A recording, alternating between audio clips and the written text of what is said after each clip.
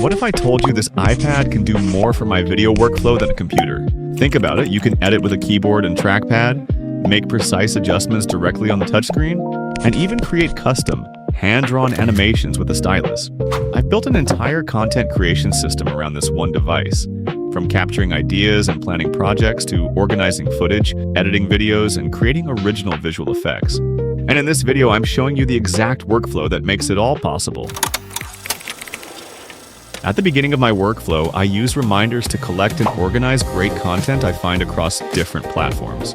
For example, if I come across an inspiring post on Instagram, I simply tap Share, select Reminders, and add a title or a quick note.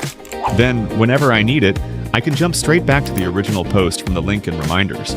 This is where I save visual references I love, along with editing techniques I want to learn.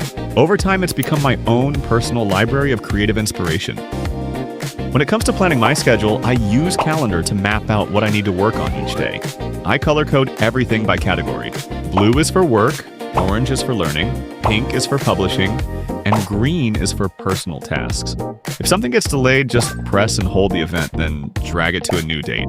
Before I start editing, I organize all of my footage. This is one of the most overlooked parts of the process. Once I've imported everything to my iPad, I usually have a mix of photos and videos. Tap the filter icon in the upper right corner and you can display only your video clips. But from this view, it can still be difficult to tell which clips are horizontal and which are vertical. Tap the menu again and choose the option that displays each video's aspect ratio. Now you can identify the format of every clip at a glance. You can also press and hold any video to preview it. I like to select my footage and photos and drag it directly into my editing app. That way, I don't have to import everything into the project at once, which helps keep the app running smoothly. If your iPad is running low on storage, or you simply don't want your footage taking up all that space, you can also use an external drive with a USB-C hub. The hub lets you import footage directly from an SD card. Charge your iPad and connect a high-capacity external drive at the same time.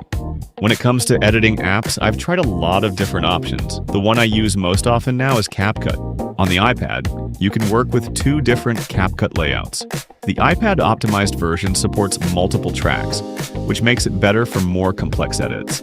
The mobile-style version has a simpler single-track workflow, but it also includes a drawing tool. Whichever version you choose, trimming, splitting clips, and adding transitions are all incredibly intuitive.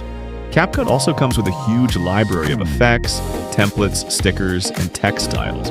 You can find almost any effect you need without leaving the app, which makes it especially beginner-friendly. But what if you want to add your own custom animations? In the mobile version of CapCut, select Text, open the drawing tool, and choose your brush and color. From there, you can create a simple hand-drawn animation directly inside the app. For something more polished or detailed, I switch over to Procreate. Let's say we wanted to create an effect like this. First, export a still frame from the iPad version of CapCut. Import that frame into Procreate and lower its opacity. Then draw your illustration on top of it. Export the finished artwork as a PNG with a transparent background. Bring it back into CapCut, adjust its size and position, and add an effect or animation. And just like that, you've created an animation that blends hand-drawn artwork with live-action footage. There are so many creative possibilities here, so don't be afraid to experiment and make the effect your own. For my iPad editing setup, all I really need is a keyboard and a stylus. The keyboard I'm using is the ESR Shift keyboard case. The keyboard is detachable and its triangular stand provides excellent stability at a variety of viewing angles. It can be used with both landscape and portrait screen orientations, which is more convenient and flexible. Anyway, it's pretty much like having a little computer you can take anywhere. Add ESR's digital pencil, and the setup becomes even more versatile, especially for illustration and hands-on editing. So yeah, that's my workflow and a few little tips for editing on the iPad that make the process faster and easier. I hope you found this video helpful. Subscribe to the channel for more creative tips, and I'll see you in the next one.